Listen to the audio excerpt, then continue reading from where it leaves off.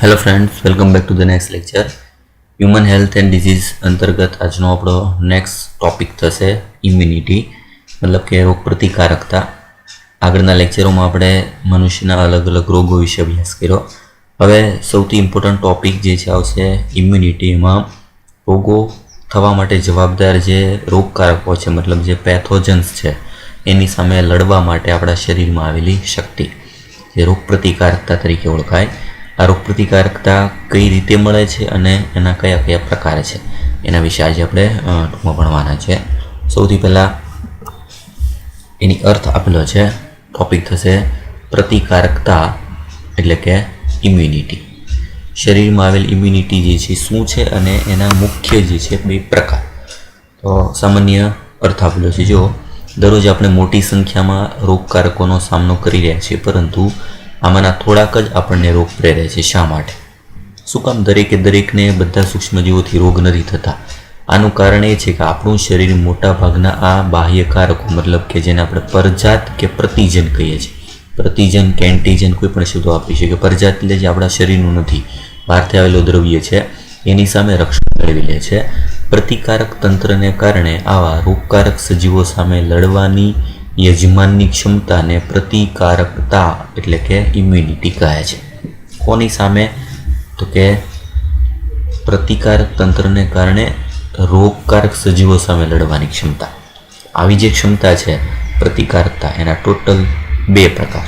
પ્રતિકારકતા મુખ્ય બે પ્રકારની છે। એમાં પહેલો પ્રકાર જે છે આવશે એ છે જન્મજાત પ્રતિકારકતા, ઇનેટ ઇમ્યુનિટી, મતલબ કે જે મનુષ્યને જે છે બાળક જન્મતાની સાથે જ વારસા મળે છે। બીજો પ્રકાર છે ઉપાર્જિત પ્રતિકારકતા, મતલબ એક્વાયર્ડ ઇમ્યુનિટી, કે જે દરેક વ્યક્તિ જે છે પોતાના જન્મ બાદ પોતાના સજીવ જે છે શરીરના વિકાસની સાથે સાથે કેળવે છે અથવા તો વિકસાવે છે। જન્મજાત પ્રતિકારકતા શેના લીધે મળે છે? ઉપાર્જિત પ્રતિકારકતા શેના લીધે મળે છે? અને ખાસ આ બંનેમાં તફાવત શું છે એના વિશે જ આપણે ભણવાનું છે, બરાબર? એટલે બંને પ્રતિકારકતામાંથી બેઠે બેઠી લાઈન ક્વેશ્ચન પૂછાય છે નીટમાં, સાથે જણાવીશ કયા ક્વેશ્ચન જે છે આગળના વર્ષમાં પૂછાઈ ગયેલો છે, અને ખાસ આ બંને જે છે એમાં એના એક્ઝામ્પલ છે પૂછાય છે। એટલે એમાં સૌથી પહેલો પ્રકાર જોઈએ। પહેલો પ્રકાર છે જન્મજાત પ્રતિકારકતા। એટલે સૌથી પહેલાં એવું રોગ પ્રતિકારકતા, પ્રતિકારકતાના બે પ્રકાર। એમાં ફર્સ્ટ જે છે પહેલાં આવશે જન્મજાત પ્રતિકારકતા। જન્મજાત પ્રતિકારકતાનો મતલબ નામ પરથી અર્થ ખબર પડી જાય કે જે પ્રતિકારકતા આપણને જન્મથી જ વારસા મળે છે, પણ એની સાથે સંકળાયેલા કેટલાક શબ્દ જે છે એ સમજવા જરૂરી છે, બરાબર? જો એક એક શબ્દનો અર્થ ખબર હોવી જોઈએ, જેમ કે જન્મજાત પ્રતિકારકતા બિન ચોક્કસ છે, નોન સ્પેસિફિક રક્ષણ છે। નોન સ્પેસિફિક બિન ચોક્કસનો મતલબ શું થશે? તો યાદ રાખજો કે આ પ્રતિકારકતા કોઈ પણ સ્પેસિફિક રોગ સામેની નથી। મતલબ કે જે જન્મજાત પ્રતિકારકતા મળે છે એ પ્રતિકારકતા બહારના બાહ્ય વાતાવરણના કોઈ પણ સજીવો જે છે, જે સૂક્ષ્મજીવો જે રોગકારક છે, એની સામે રક્ષણ મેળવવા માટે જવાબદાર છે, બરાબર? ટાઇફોઇડ સામે જ રક્ષણ મેળવે, ન્યુમોનિયા સામે જ રક્ષણ મેળવે, અથવા તો ચોક્કસ પ્રકારના વાયરસ સામે જ રક્ષણ મેળવે, તો એ ચોક્કસ કહેવાય। આ ચોક્કસ નથી, કેવી છે? બિન ચોક્કસ, રેન્ડમ। દરેકે દરેક પ્રકારના જે છે એ સૂક્ષ્મજીવો જે રોગકારક, મતલબ શરીર માટે હાનિકારક હોય, એની સામે રક્ષણ મેળવતું એક જે છે પ્રતિકારકતાનો પ્રકાર। એટલે નોન સ્પેસિફિક, ચોક્કસ નથી, બરાબર? બિન ચોક્કસ મતલબ કે એ બધાની સામે રક્ષણ આપી શકે, જે જન્મ સમયે જ હાજર હોય છે, બાળક જન્મતાની સાથે જ એને વારસા મળશે આ પ્રતિકારકતા। આ પ્રતિકારકતા આપણા શરીરમાં બાહ્યકારકોના પ્રવેશ સામે વિવિધ પ્રકારના અવરોધો સર્જે છે। અવરોધો અથવા તો અંતરાયો અથવા બેરિયર, બરાબર? એક એવા આવરણો સર્જે છે શરીરમાં સૂક્ષ્મજીવોને દાખલ થવા અટકાવવા માટે, બરાબર? સર્જાવાથી પ્રાપ્ત થાય છે। એટલે મુખ્ય છે જન્મજાત પ્રતિકારકતા આપણને અવરોધો સ્વરૂપે મળે। કોઈ પણ સૂક્ષ્મજીવ છે જેનાથી રોગ થવાનો હોય, એવા સૂક્ષ્મજીવ આપણા શરીરમાં દાખલ ન થાય એના માટે જન્મતાની સાથે જ આપણને આવા કેટલાક અંતરાયો વારસા મળે છે, બરાબર? એ અંતરાયો કયા કયા છે? આ પ્રતિકારકતામાં 4 પ્રકારના આવા અવરોધો કે અંતરાયો સર્જાય છે। એ ચારે ચાર અંતરાયોના નામ, એના ઉદાહરણ જે છે એ આપણે પૂછાય છે બેઠે બેઠી લાઈન, બરાબર? 4 અંતરાયો કયા કયા છે? જો સૌથી પહેલું છે શારીરિક અંતરાય, ફિઝિકલ બેરિયર। બીજો પ્રકાર છે દેહધાર્મિક અંતરાય, મતલબ કે દેહધાર્મિક। ત્રીજો પ્રકાર જે છે કોષાંતરીય અંતરાય, સેલ્યુલર। અને ચોથો પ્રકાર છે કોષરસી અંતરાય। આ ચારે ચાર પ્રકારના અંતરાયો જે છે એના એક્ઝામ્પલ પૂછાય છે અને એનો અર્થ નામ પરથી જ ખબર પડી જાય કે કેવા પ્રકારના અંતરાયો અથવા તો અવરોધો છે જેના લીધે આપણા શરીરમાં સૂક્ષ્મજીવ દાખલ થઈ શકતા નથી. બરાબર, તો એ બધા જે છે એના એક એક ઉદાહરણ ભણીએ. તો ઉદાહરણ જે છે એમાં આપણે એને અલગ કલર જે છે એનાથી હાઇલાઇટ કરીએ. તો આગળ જેમ કીધું એ પ્રમાણે સૌથી પહેલો પ્રકાર છે શારીરિક, મતલબ આપણા શરીરમાં જ કેટલાક એવા બેરિયર છે, અવરોધો છે જે સૂક્ષ્મજીવોને અંદર દાખલ થતા અટકાવે છે. જેમ કે એમાં મુખ્ય છે આપણી ત્વચા. આપણી ત્વચા એ મુખ્ય ભૌતિક અંતરાય છે. જો યાદ રાખજો, ભૌતિક અંતરાય મતલબ એક ફિઝિકલ બેરિયર છે. આપણા શરીરના બહારના ભાગમાં આવેલું એક ચામડીનું આવરણ છે, સૌથી પહેલું જે છે આવરણ કે જે સૂક્ષ્મજીવોને શરીરની અંદર દાખલ થતા અટકાવે, જે સૂક્ષ્મજીવોના પ્રવેશને અટકાવે છે. ઉપરાંત બીજો ભાગ શ્વસન માર્ગ, જઠરાંત્રિય માર્ગ અને મૂત્રજનન માર્ગના અસ્તરમાં એટલે કે અંદરની બાજુ આવેલા અધિચ્છદ પેશીનું શ્લેષ્મ આવરણ, એટલે અંદરની બાજુ આવેલ શ્લેષ્મનું આવરણ આપણા શરીરમાં પ્રવેશતા જીવાણુઓને અટકાવવામાં મદદ કરે છે. એટલે મુખ્ય બે ભાગ આવશે. કયા બે ભાગ? એક ભાગ જે છે ઉદાહરણ આવશે મેઇન આપણી ચામડી. ચામડી જે છે એ બાહ્ય આવરણ છે, મુખ્ય ભૌતિક આવરણ જે બહારની બાજુથી સૂક્ષ્મજીવોને અંદર દાખલ થતા અટકાવે છે. અને બીજો ભાગ કયો?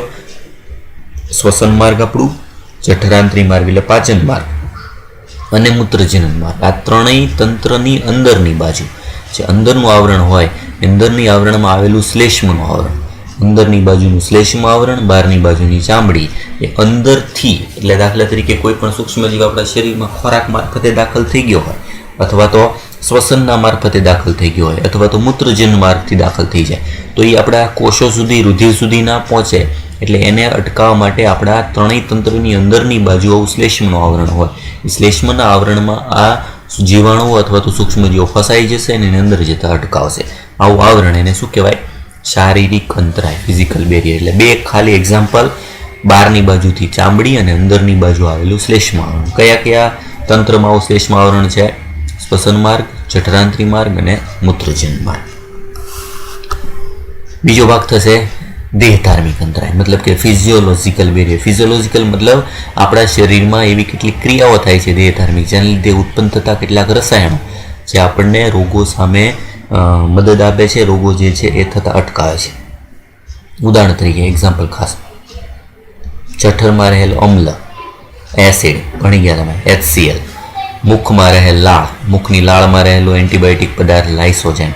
આંખોના અશ્રુ, આંખોના આંસુ જે છે વગેરેમાં રોગકારકોની વૃદ્ધિને અવરોધે છે. આ ત્રણેય એવા ઘટક છે કે જે સૂક્ષ્મજીવો જે શરીરમાં દાખલ થયા હોય તેની સામે બેક્ટેરિયાને લડતા જે છે બેક્ટેરિયાને જે છે લડવા માટે મદદ કરે છે એવા ઘટકો. બરાબર, દાખલા તરીકે જઠર જે છે એનો એસિડ, જઠરનો એસિડ HCl, મુખમાં લાળ, લાળ જે છે એમાં આવેલું લાઇસોજેમ ઘટક અને આંખના અશ્રુ, આ ત્રણેયમાં એવા ઘટકો આવેલા છે કુદરતી રીતે જ. બરાબર, યાદ રાખજો, આ બધું જન્મજાત મળે છે.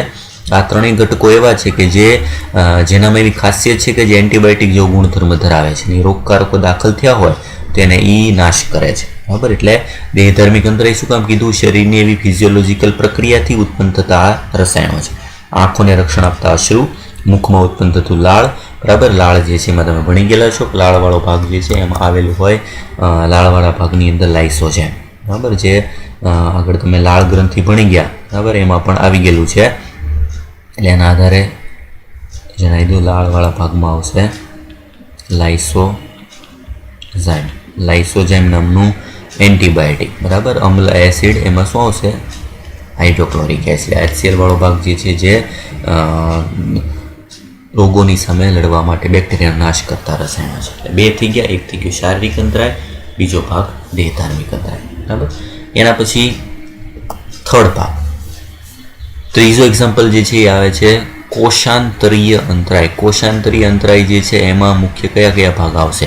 તો આપણા દેહમાંના કેટલાક શ્વેત કણો, ખાસ એમાં આપણા શરીરના જે સૈનિકો કહેવાય છે, આર્મી કહેવાય છે, એ છે શ્વેત કણો, WBC. WBCના પ્રકાર તમે ભણી ગયા. WBCમાં અલગ અલગ વિવિધતા છે, જેવા કે બહુરૂપી કેન્દ્રીય શ્વેત કણો. બહુરૂપી કેન્દ્રીય શ્વેત કણો મતલબ શું છે?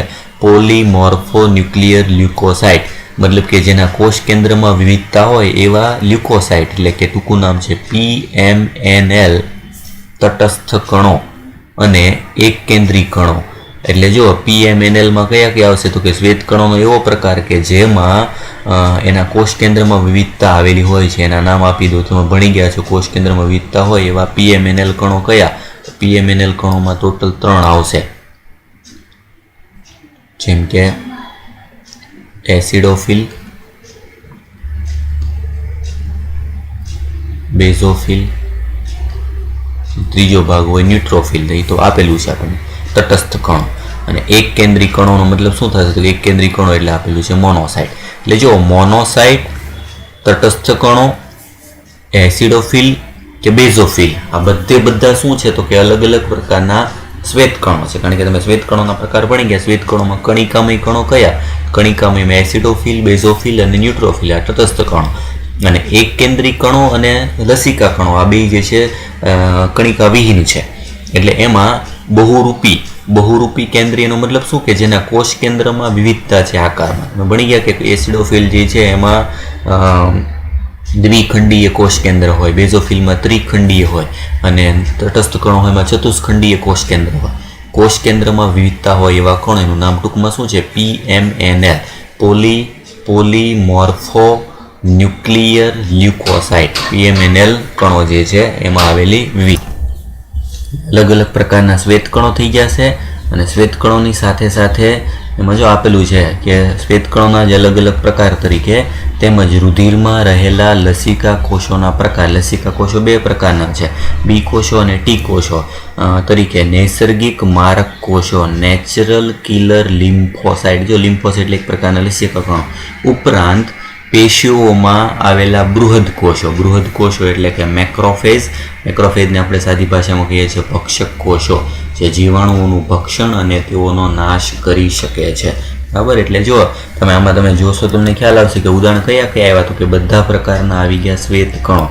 શ્વેત કણોવાળા ભાગ તો શ્વેત કણો જે છે એમાં આપણે મુખ્ય 2 પ્રકાર છે. 2 પ્રકારમાં મુખ્ય જે છે પહેલો પ્રકાર આવે કણિકામય અને બીજો પ્રકાર આવે કણિકા વિહીન. કણિકામય અને કણિકા વિહીન. એમાં કણિકામય વાળા ભાગમાં કયા આવે?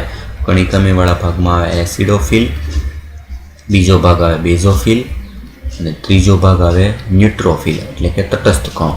ન્યુટ્રોફિલની જગ્યામાં આપેલું છે તટસ્થ કણો. આ ત્રણેય આવી ગયા. જો એસિડોફિલ ઉદાહરણ આવી ગયું, બેઝોફિલ આવી ગયા, ન્યુટ્રોફિલ. આ ત્રણેયને આપણે ટૂંકમાં શું કહીએ છીએ? પીએમએનએલ. પીએમએનએલનો મતલબ પોલીમોર્ફો ન્યુક્લિયર લ્યુકોસાઇડ. અલગ અલગ કોષ કેન્દ્રના કદમાં વિવિધતા ધરાવતા કણો. કણિકા વિહીન તો કણિકા વિહીન જે છે એમાં 2 આવે. 2 પ્રકાર કયા તો કે એક પ્રકાર છે મોનોસાઇટનો મતલબ અહીંયા આવી ગયો જો એક કેન્દ્રી કણો. અને બીજો પ્રકાર આવે લસિકા કણો.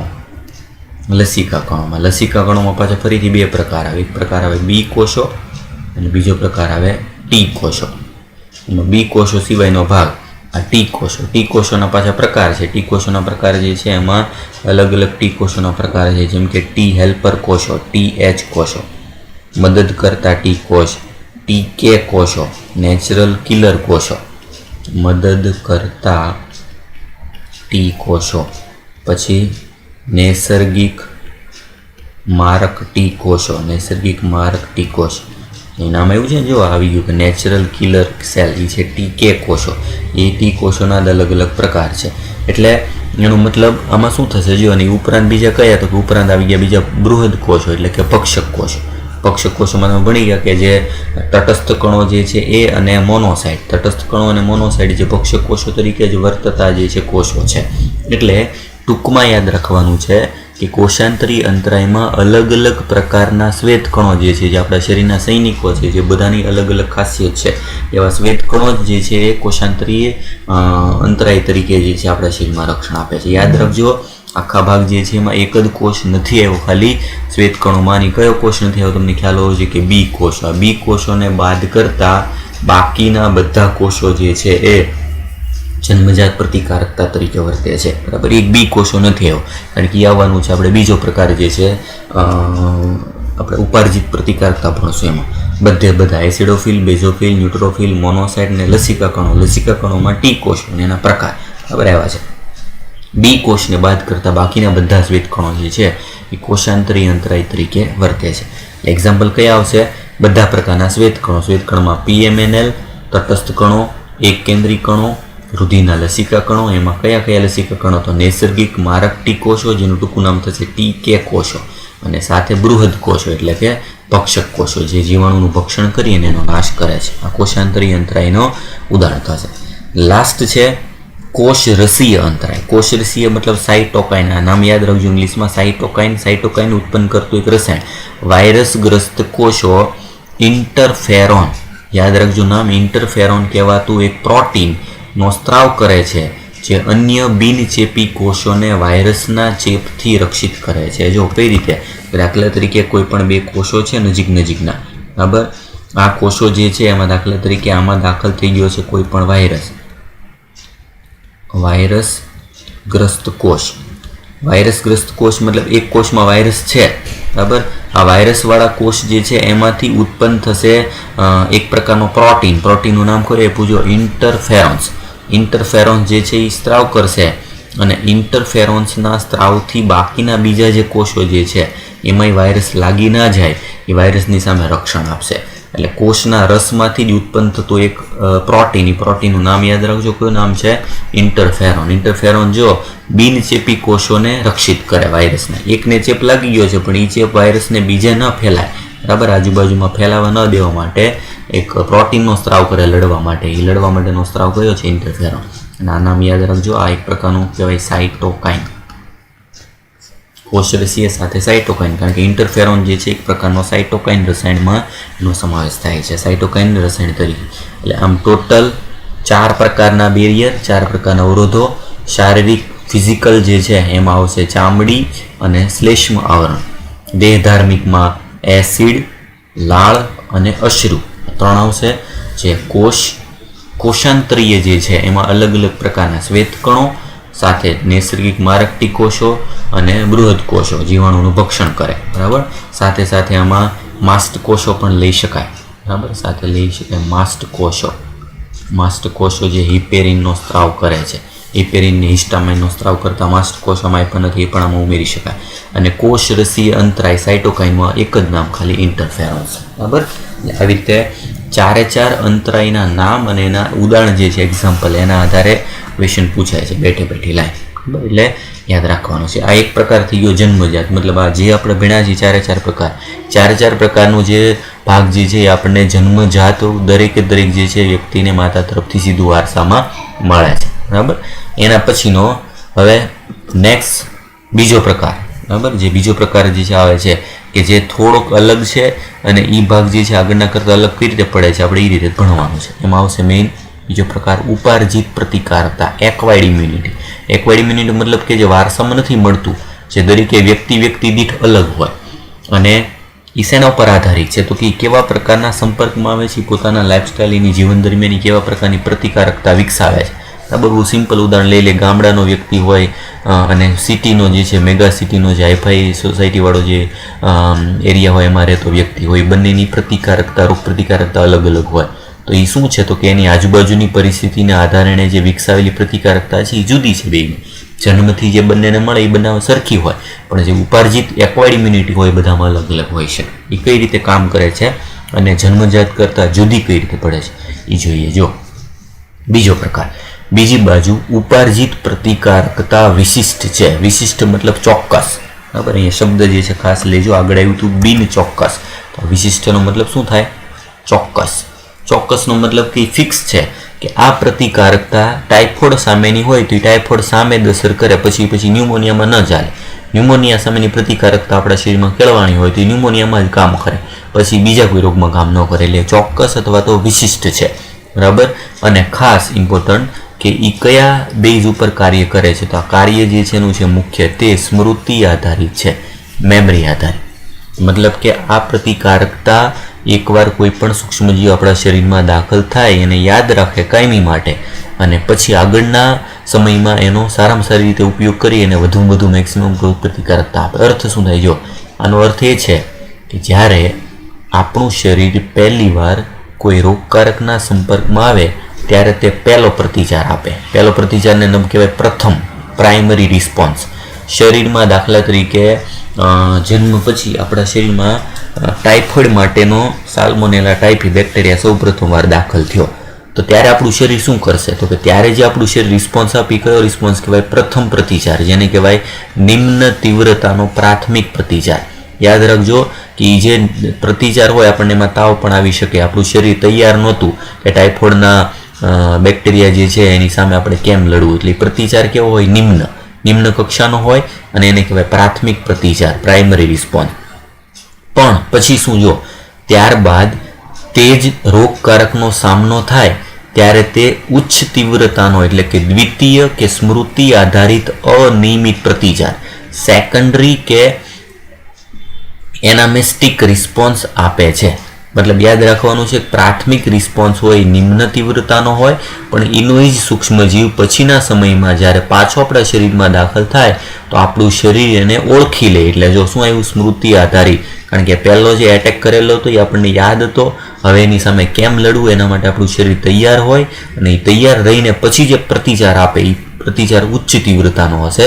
ઉચ્ચ તીવ્રતાનો દ્વિતીય પ્રતિચાર અને સ્મૃતિ આધારિત, એટલે નામ શું બને? સેકન્ડરી અથવા તો એનામેસ્ટિક રિસ્પોન્સ આપે છે. આનો અર્થ એ થાય કે આપણા શરીરને પ્રથમ હુમલાની સ્મૃતિ છે. યાદ રાખવાનું આ સૌથી આગળ કે ઉપાર્જિત પ્રતિકારકતા સ્મૃતિ આધારિત છે. મતલબ આપણા જન્મથી મરણ થાય ત્યાં સુધી આપણા શરીરમાં કોઈ પણ પ્રકારનું સૂક્ષ્મજીવ જે પહેલી વાર દાખલ થયો હોય એને આખી જિંદગીભર આપણું શરીર યાદ રાખે છે, અને બીજી વાર જ્યારે હુમલો થાય ત્યારે એનો વધુમાં વધુ સારામાં સારી રીતે એની સામે હુમલો કરે છે આપણું શરીર. બરાબર ને? એ પ્રતિકારકતાના નામે બહુ ઉપાર્જિત પ્રતિકારકતા. એટલે સ્મૃતિ આધારિત પ્રતિકારકતા અને ચોક્કસ છે, વિશિષ્ટ છે. બરાબર? મતલબ કે દરેક રોગો સામે લડવા માટે આપણા શરીરમાં ચોક્કસ સૈનિકો બને. એનો અર્થ આવો આપણે સરસ રીતે આપી શકીએ. દાખલા તરીકે ન્યુમોનિયાનું સૂક્ષ્મજીવ દાખલ થાય તો ન્યુમોનિયા સામે લડવાવાળા આપણા શરીરમાં સૈનિકો ચોક્કસ બનશે. બરાબર? ન્યુમોનિયાની જેમ પછી ટાઇફોઇડ થાય તો ટાઇફોઇડ સામે લડવાવાળા સૈનિકો આપણા શરીરમાં અલગથી બની જશે. એ ચોક્કસ એની સામે સ્પેશિયલ લડવાવાળા હોય. બરાબર? એમ દરેક માટેનું સૈનિકો જે છે સૈનિકોનું દળ શરીરમાં ધીમે ધીમે બનતું જાય. એટલે આના નામ આપ્યું છે ચોક્કસ અથવા તો વિશિષ્ટ પ્રતિકાર. કોણ આપે છે આ પ્રતિચાર? લડે છે કોણ? તો પ્રાથમિક અને દ્વિતીય પ્રતિચાર આપણા રુધિરમાં જ હાજર રહેલા બે પ્રકારના લસિકા કોષો દ્વારા ઉત્પન્ન થાય છે, જેનું નામ છે બી લસિકા કોષો, ટી લસિકા કોષો. બરાબર? આગળ આવી ગયું પ્રમાણે જો બી લસિકા કોષો વાળો ભાગ જે છે એ પ્રથમવાર આવે છે, ટી લસિકા કોષો બીજી વાર રિપીટ થાય છે. એનો મતલબ કે યાદ રાખજો કે ટી લસિકા કોષો એવો પ્રકાર છે કે જે બંને પ્રકારની પ્રતિકારકતા જે છે એમાં કોમન વપરાય છે. અહીંથી ખબર પડી જાય કે ટી લસિકા કોષોમાં નૈસર્ગિક મારક ટી કોષો જે આવી ગયા આગળ, બરાબર, જેને ટી કે કોષો કહે છે, એ શું છે? તો કે જન્મજાત અને ઉપાર્જિત બંને પ્રતિકારકતા માટે જવાબદાર છે. એક જ એવા કોષો શરીરના ટી કોષો કે જે જન્મજાત પ્રતિકારકતા આપે છે અને ઉપાર્જિત પ્રતિકારકતા પણ આપે છે, ટી કોષો. કારણ કે આગળ આવી ગયું નૈસર્ગિક મારક ટી કોષો. બરાબર? અને બી લસિકા કોષો જે છે એ પહેલી વાર આવ્યા છે. આગળ કીધું હતું મેં કે બધા શ્વેત કણોમાંથી એક જ બાદ કરતા ખાલી બી કોષો જે છે નહોતા, આ બી કોષોમાં આવી ગયા છે. બરાબર? એટલે આ શું છે કે શ્વેત કણના જે પ્રકાર, શ્વેત કણોમાં કણિકાવિહીન કણો અને કણિકાવિહીન કણો જે છે એમાં મુખ્ય બે પ્રકાર છે, બી કોષો, બરાબર, અને બીજો ભાગ છે ટી કોષો. આ બી કોષો અને ટી કોષો શ્વેત કણોના પ્રકાર બંને શું છે? તો કે શરીરમાં આવેલા લસિકા કણો. બંને શું છે? તો કે શરીરમાં આવેલા લસિકા કણો, લિમ્ફોસાઇટ. આ લિમ્ફોસાઇટનું બી અને ટી કોષો નામકરણ કઈ રીતે કરેલું છે અને એ કઈ પ્રકારની પ્રતિકારકતા આપે છે આપણે સમજીએ. બરાબર? કે આ બી કોષો અને ટી કોષો શેના આધારે નામકરણ કરેલું છે અને એ બંનેનું કાર્ય શું છે. બરાબર? તેના વિશે ભણી લે એ પહેલાં સામાન્ય જે ટેક્સ્ટ માહિતી આપેલી છે એ સમજાવી દો, પછી હું આખો એક ચાર્ટ સ્વરૂપે આખો ભાગ જે છે તમને સમજાવજો. પહેલાં શું કીધું? બી કોષ કાર્ય કરે છે અને ટી કોષ કાર્ય કરે છે. બે કોષો આપણા શરીરમાં ઉપાર્જિત પ્રતિકારકતા આપે છે, પણ આ બંને પ્રતિકારકતા આપે છે કઈ રીતે? કોનું શું કાર્ય છે? એક જો રોગકારકોના પ્રતિચાર સમયે બી કોષો આપણા રુધિરમાં પ્રોટીનનું સૈન્ય સર્જે છે. એટલે આપણા શરીરમાં સૈનિકો જે લડવાના છે એ લડવાવાળા સૈનિકો પ્રોટીનના બનેલા હોય, એ પ્રોટીનનું સૈનિકો બનાવવાનું કામ કોનું છે? બી કોષો. બી કોષો શરીરમાં પ્રોટીન બનાવે સૈનિકો, જેથી તે રોગકારકો સામે લડી શકે. આ પ્રોટીન સૈન્યને પ્રતિદ્રવ્ય કે એન્ટીબોડી કહે છે. આ એન્ટીબોડી નિર્માણ કોણ કરે?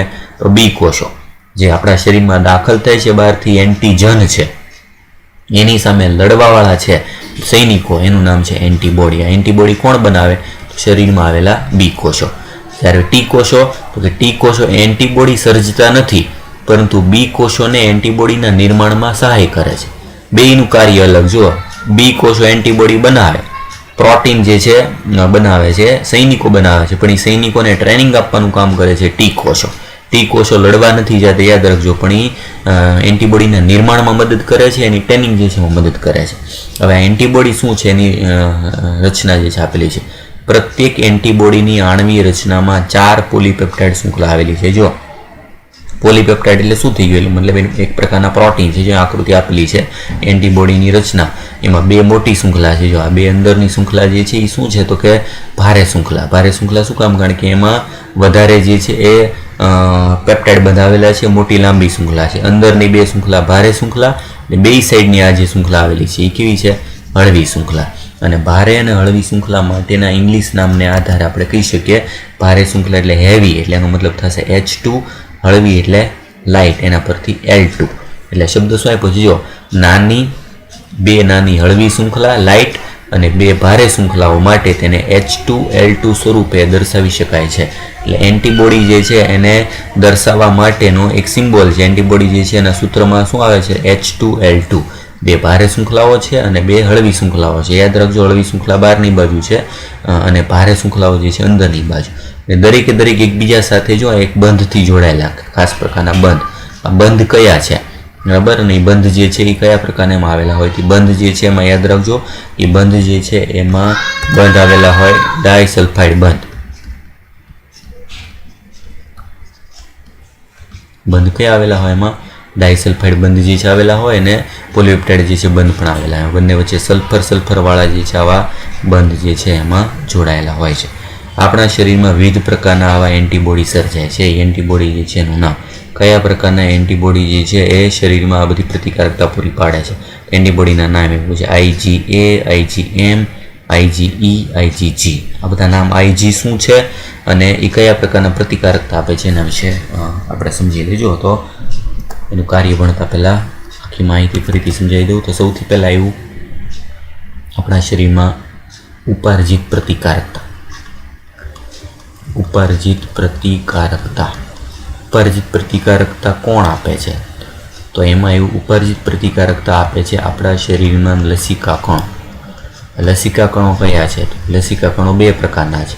એક છે બી કોષો, બીજો પ્રકાર છે ટી કોષો. બી કોષો અને ટી કોષો નામકરણ શેના આધારે પડ્યું? બી કોષો કે જે બોન મેરોમાં નિર્માણ પામે છે. બોન મેરોનો મતલબ શું થશે? અસ્થિ મજ્જા. આપણા રુધિર જે છે એના કોષો બનવા માટેનું સ્થાન બોન મેરોમાં નિર્માણ તથા પરિપક્વ થાય છે. જે બોન મેરોમાં જ નિર્માણ થાય છે ને ત્યાં જ પરિપક્વ થાય છે, એ કોષોના નામ આપ્યું બી કોષો. જ્યારે ટી કોષો શું છે? જો તો કે એમાં તફાવત શું છે? બોન મેરોમાં નિર્માણ થઈને થાઇમસ ગ્રંથિ છે, થાઇમસમાં પરિપક્વ થાય છે. એટલે જે જગ્યાએ પરિપક્વતા થાય છે એના આધારે એનું નામકરણ કરેલું છે. ટી કોષો અને બી કોષોમાં પહેલો અક્ષર ટી કોષ આવેલો છે નામ થાઇમસ પરથી.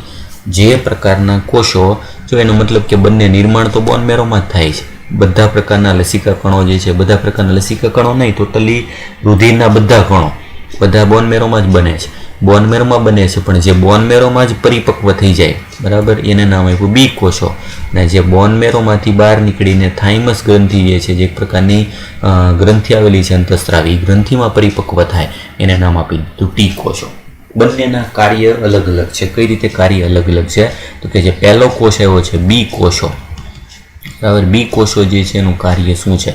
તો બી કોષો જે છે એ શરીરમાં એન્ટીબોડી શું છે? આપણા શરીરના સૈનિકો એન્ટીબોડીનું નિર્માણ કરે છે. શરીરમાં એન્ટીબોડીનું નિર્માણ કરે છે. એન્ટીબોડી શું છે કે એન્ટીબોડી જે છે એક પ્રકારનું પ્રોટીન છે. રોગ પ્રતિકારક પ્રોટીન. રોગ પ્રતિકારક પ્રોટીન જે છે એના માટે ઇંગ્લિશ નામ થશે ઇમ્યુનોગ્લોબ્યુલિન. ઇમ્યુનોગ્લોબ્યુલિન્સ. ઇમ્યુનો રોગ પ્રતિકારકતા, ગ્લોબ્યુલિન્સ ગોળાકાર. રોગ પ્રતિકારક પ્રોટીન ઇમ્યુનોગ્લોબ્યુલિન્સ માટે શબ્દ આવશે ટૂંકમાં આઈજી. હવે શબ્દ આવ્યો હતો ને આઈજી. આઈજી શું છે તો કે ઇમ્યુનોગ્લોબ્યુલિન. આ એન્ટીબોડી છે, પ્રોટીન છે, બરાબર, જે સૈનિકો છે કોણ બનાવે છે તો કે શરીરમાં આવેલા બી કોષો. રોગ પ્રતિકારક પ્રોટીન ઇમ્યુનોગ્લોબ્યુલિન્સ આઈજી. હવે આઈજી જે છે એના અલગ અલગ 5 પ્રકાર હોય.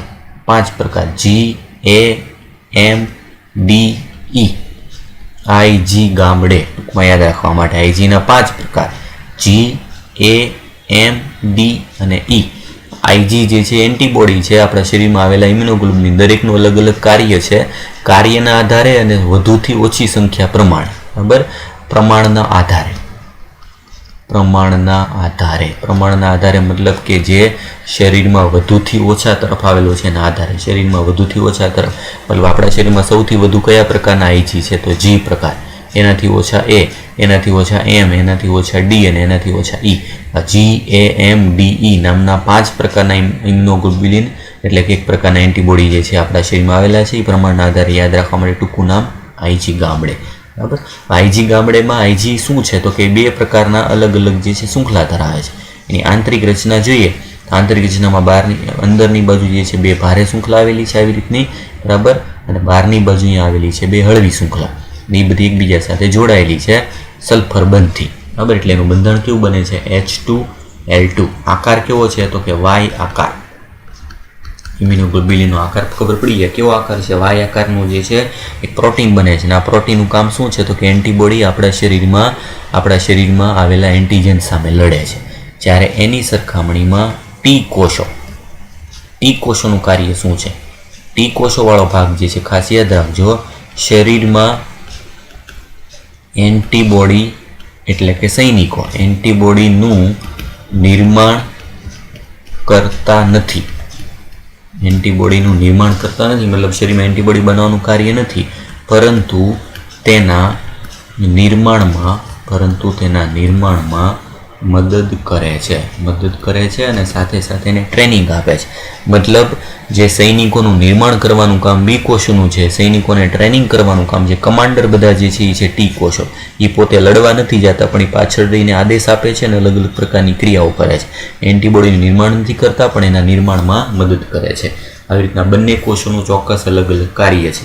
2 કોષો દ્વારા મળતી પ્રતિકારકતાને અલગ અલગ નામ જે છે આપવામાં આવ્યું છે. નામ કયા કયા છે એ નામના આધારે હવે તમને પ્રકાર સમજાવી દઉં. જો બંને પ્રકારના નામ સમજાવી દઉં એટલે એના પછી આવશે પ્રતિકારકતા. આપણા શરીરમાં પ્રતિકારકતાના પ્રકારો મુખ્ય 2 પ્રકાર છે. આ 2 પ્રકાર શેના આધારે જો તો કે જે બી કોષો દ્વારા મળતી પ્રતિકારકતા, બી કોષ દ્વારા મળતી પ્રતિકારકતા. બીજો પ્રકાર ટી કોષ દ્વારા મળતી પ્રતિકારકતા, ટી કોષ દ્વારા મળતી પ્રતિકારકતા. આગળ આવી ગયું બી કોષ અને ટી કોષ. 2 પ્રકારના કોષ હોય તો 2 દ્વારા પ્રતિકારકતા મળે. એક એન્ટીબોડી બનાવે છે, એક એન્ટીબોડીના ઉત્પાદનમાં મદદ કરે છે.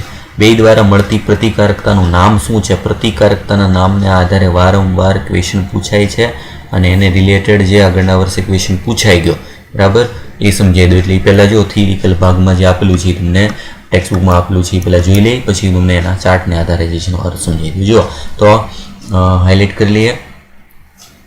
આકૃતિ દર્શાવેલી છે. આકૃતિમાં જો એન્ટીબોડી આપેલો છે, એન્ટીબોડીમાં જે ચોક્કસ આકાર આપેલો છે, આકાર જો અહીં દર્શાવેલો છે.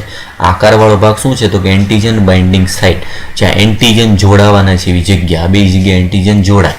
એન્ટીજન જેવા પ્રકારનું હોય એની સામે એવા પ્રકારનું એન્ટીબોડી આવેલું હોય. મતલબ એન્ટીજનનો જે આકાર હોય, બરાબર, એની સાથે આ જે જોડાણવાળો ભાગ જે છે એ ફિટ થઈ જતો હોય, બરાબર. એન્ટીજનનું જોડાણ સ્થાન આ એન્ટીજનના જોડાવાની જગ્યા છે. દરેક ચોક્કસ એન્ટીજન સામે આપણા શરીરમાં ચોક્કસ એન્ટીબોડી બને. બરાબર. કોઈ પણ એન્ટીબોડી બધા સામે ઉપયોગ કરે એવું નથી. કેમ આપણા સૈનિકોમાં પ્રકાર હોય, નેવીવાળા અલગ હોય, પોલીસવાળા અલગ છે, એરફોર્સવાળા અલગ છે, બોર્ડર સિક્યુરિટી ફોર્સ અલગ છે, એમ અલગ અલગ આપણે વિભાગ પડેલા છે. એવા નામમાં શું છે તો કે અલગ અલગ જેનું જેવું કામ, એમ IGA, IGM, IGE, IGG બધાના અલગ અલગ ડિપાર્ટમેન્ટ છે. બધા છે સૈનિકો જ, પણ દરેકનું કાર્ય જુદું જુદું છે. બરાબર. કઈ રીતે કાર્ય કરે છે જો તો એન્ટીબોડી રુધિરમાં જોવા મળે છે. એન્ટીબોડી ક્યાં હોય? રુધિરમાં. તેમના માટે તેમને તરલ પ્રતિકારકતા પ્રતિચાર હ્યુમરલ ઇમ્યુન રિસ્પોન્સ કહે છે, જે ઉપાર્જિત પ્રતિકારકતાના 2 પ્રકારોમાંનો એક છે. બરાબર. 2 પ્રકાર જે છે ઉપાર્જિત પ્રતિકારકતામાંનો એક પ્રકાર છે એન્ટીબોડી મધ્યસ્થી, એન્ટીબોડી મેડિએટેડ છે, અને તેનો બીજો પ્રકાર આવશે કોષીય મધ્યસ્થી પ્રતિકારકતા, સેલ મેડિએટેડ ઇમ્યુનિટી. બરાબર. જે ટી કોષો CMI માધ્યમ બને છે. આગળ કીધું પ્રમાણે આમાં ઉમેરી દઉં. જો બી કોષ દ્વારા મળતી પ્રતિકારકતા, એનું નામ છે તરલ મધ્યસ્થી. ગુજરાતી નામ આપેલું છે એ પ્રમાણે લેજો, ટેક્સ્ટબુકમાં આપેલું છે તરલ પ્રતિકારકતા પ્રતિચાર. ઇંગ્લિશ નામ પણ સાથે યાદ રાખજો. તરલ પ્રતિકારકતા પ્રતિચાર, હ્યુમરલ ઇમ્યુનિટી.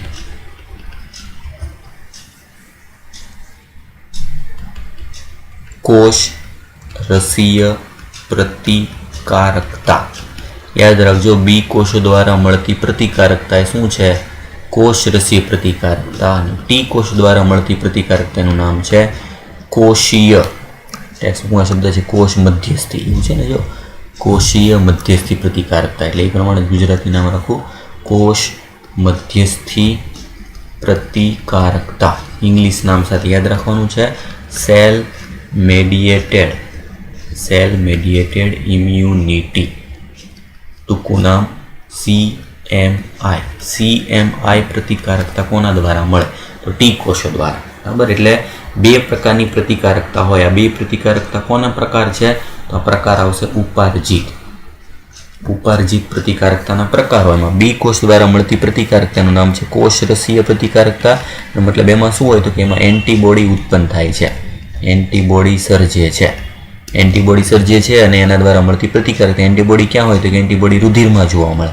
રુધિર એટલે એક પ્રકારનો રસ, અને રસને આધાર નામે કોષ રસીય. તરલમાં જોવા મળતી પ્રતિકારકતા એ છે બી કોષો દ્વારા.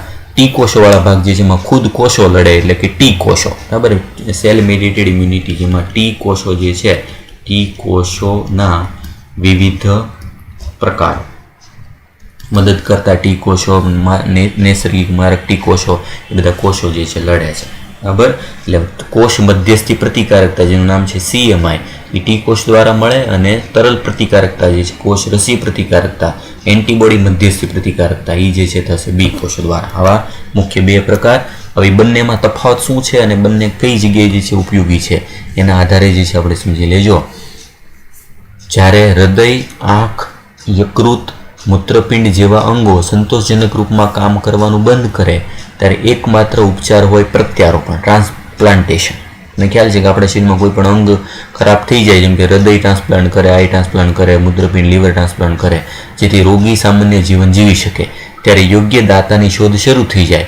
એવું શા માટે? કે પ્રત્યારોપણ માટે કોઈ પણ દાતાના અંગો લઈ શકાતા નથી. ને એવું શું છે કે જે ચિકિત્સકો તપાસે છે, કોઈ પણ સ્ત્રોત પશુ, અન્ય પ્રાઇમેટ કે મનુષ્ય જાતિના અંગનું પ્રત્યારોપણ થઈ શકતું નથી.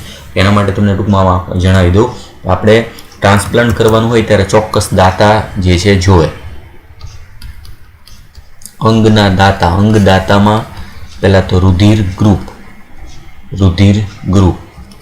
એટલે કે બ્લડ ગ્રુપ જે છે એ મેચ થવું છે. સાથેનું જોવામાં આવે HLA complex, human leukocyte antigen complex. રુધિર ગ્રુપ અને એનું HLA જે છે કોમ્પ્લેક્સ જે નામનો એક ભાગ આવે, આ બંનેને મેચ થવું જોઈએ. એ બંને મેચ થતા હોય તો જ એનું અંગદાન કરી શકાય. એટલે મોટાભાગે અંગદાતા જે છે એમાં સગા સંબંધીઓ નો જ ઉપયોગ થતો હોય. સગા સંબંધીઓમાં HCl કોમ્પ્લેક્સ અને બ્લડ ગ્રુપ જે છે મેચ થતું હોય એવા દાતાને શોધ કરવામાં આવે, કારણ કે તરત પછી દર્દીનું શરીર અંગને નકારશે. જો નહીં કરો તો દર્દી જે છે એમાં એ અંગ જે છે એનું ટ્રાન્સપ્લાન્ટ સફળતાપૂર્વક થશે અને એનો વિરોધ કરશે. એટલે ખાસ એમાં રુધિર ગ્રુપ અને એનું HCl કોમ્પ્લેક્સ જે છે બે અંગનું મેચ થવું જોઈએ. કોઈ પણ આરોપણ કે પ્રત્યારોપણ કરતાં પહેલાં પેશીની સંગતતા એટલે HCl કોમ્પ્લેક્સ અને રુધિર સંગતતા એટલે કે રુધિર બ્લડ ગ્રુપ બરાબર એ અતિ આવશ્યક હોય છે. ને તે પછી પણ રોગીને પોતાના જીવન પર્યંત પ્રતિકાર અવરોધકો એટલે કે ઇમ્યુનિટી જે છે ઘટાડે એવી દવા લેવી પડે. શરીર સ્વજાત અને પરજાતનો ભેદ પારખવા માટે સક્ષમ છે. શું કામ આપણા શરીરમાં કોઈ પણ બહારનું અંગ દાખલ કરો તો વિરોધ થાય? કારણ કે શરીરને ખબર છે કે આ કયું શરીરનું છે અને કયું શરીરનું નથી. સ્વજાત એટલે આપણું છે, બહારથી દાખલ કર્યું પરજાત છે, એનો ભેદ શરીર તરત ઓળખી શકે છે. કેમ ઓળખે છે હજી સુધી ખબર નથી પડી. અને કોષીય મધ્યસ્થી કરે તેવી પ્રતિકારકતા આ અંગ પ્રત્યારોપણનો અસ્વીકાર કરવા માટે જવાબદાર છે. કોષ મધ્યસ્થીનો મતલબ CMI. આ ક્વેશ્ચન પૂછાઈ ગયો આગળ આવી. પ્રતિકારકતા કોના દ્વારા? તો કે ટી કોષ દ્વારા. ટી કોષ દ્વારા મળતી પ્રતિકારકતા અંગ પ્રત્યારોપણનો વિરોધ કરે છે. 2018 જે છે એમાં પૂછાઈ ગયો ક્વેશ્ચન બરાબર. કયા પ્રકારની પ્રતિકારકતા જે છે અંગ પ્રત્યારોપણનો વિરોધ કરે? અંગ પ્રત્યારોપણનો અસ્વીકાર કરે છે. અસ્વીકાર માટે જવાબદાર. આપણા શરીરમાં બહારથી કોઈ અંગ દાખલ કરીએ તો એ અંગનો વિરોધ કોણ કરે છે? તો એ કરે છે ટી કોષો. એના માટેની કઈ પ્રતિકારકતા છે? કોષ મધ્યસ્થી મતલબ કે CMI પ્રતિકારકતા આપણા શરીરમાં કોઈ બહારથી અંગ દાખલ કર્યું હોય તો અંગને દાખલ કરવાથી એનો વિરોધ કરે. અને વિરોધ ઓછો થાય એટલા માટે જ આપણે રોગ પ્રતિકારકતા ઘટાડે એવી દવા એને આપવી પડે. એનું નામ છે ઇમ્યુનો સપ્રેસન્ટ. પ્રતિકાર અવરોધકો જેવી દવા જે છે લેવી પડે બરાબર. આજનો લેક્ચર ખૂબ જ ઇમ્પોર્ટન્ટ. ખાસ જે છે ફરીથી ટૂંકમાં એ પહેલાં જન્મજાત પ્રતિકારકતા જે છે ભણ્યા. જન્મજાત પ્રતિકારકતા જે છે એમાં ટોટલ 4 પ્રકારના અંતરાયો, 4 અંતરાયો જે છે એના ઉદાહરણ જે આગળ આવી ગયા છે ઉદાહરણ. પછી બીજો પ્રકાર જે છે ભણ્યા છે ઉપાર્જિત પ્રતિકારકતા. બી કોષ અને ટી કોષ દ્વારા પ્રતિકારકતા મળે, સ્મૃતિ આધારિત છે અને વિશિષ્ટ છે. આજે દર્શાવ્યું છે ઉપાર્જિત પ્રતિકારકતા. એમાં લેસિકા કણો, બી કોષો નામ આવેલું છે બોન મેરો પરથી, ટી કોષો નામ આપેલું છે થાઇમસ પરથી. બી કોષો સૈનિકોનું નિર્માણ કરે, એન્ટીબોડી બનાવે. આ એન્ટીબોડી કયા કયા છે? તો કે 5 પ્રકારના GAMDE અને એનો આકાર H2L2Y આકારનું જે છે બંધારણ. ટી કોષો એન્ટીબોડી નિર્માણ નથી કરતા પણ એમાં મદદ કરે છે બરાબર. અને બંને દ્વારા મળતી પ્રતિકારકતા તો બે કોષો દ્વારા અલગ અલગ પ્રતિકારકતા મળે. બી કોષ દ્વારા મળે તરલ પ્રતિકારકતા અથવા કોષરસીય જેમાં એન્ટીબોડી સર્જાય. ટી કોષ દ્વારા મળતી પ્રતિકારકતાનું નામ છે કોષ મધ્યસ્થી અથવા CMI અને જે અંગ પ્રત્યારોપણના અસ્વીકાર માટે જવાબદાર છે બરાબર, જેને CMI તરીકે પણ ઓળખાય. સેલ મેડિએટેડ ઇમ્યુનિટી ફૂલ ફોર્મ યાદ રાખવાનું છે બરાબર. આટલો ભાગ ટેક્સ્ટ બુક રિલેટેડ જ બધો ભાગ છે, કંઈ એક્સ્ટ્રામાં નવું એડ કરેલ નથી વધારે, પણ આમાંથી ક્વેશ્ચન વારંવાર રિપીટ થાય છે બરાબર. એટલે જે એક્સ્ટ્રા લખાવેલું છે 400 રૂપિયા લખી નાખજો અને ટેક્સ્ટ બુકની લાઇન ટુ લાઇન ભાગ જે છે એ વાંચી નાખજો. આગળનો ભાગ આપણે નેક્સ્ટ લેક્ચરમાં જોઈશું.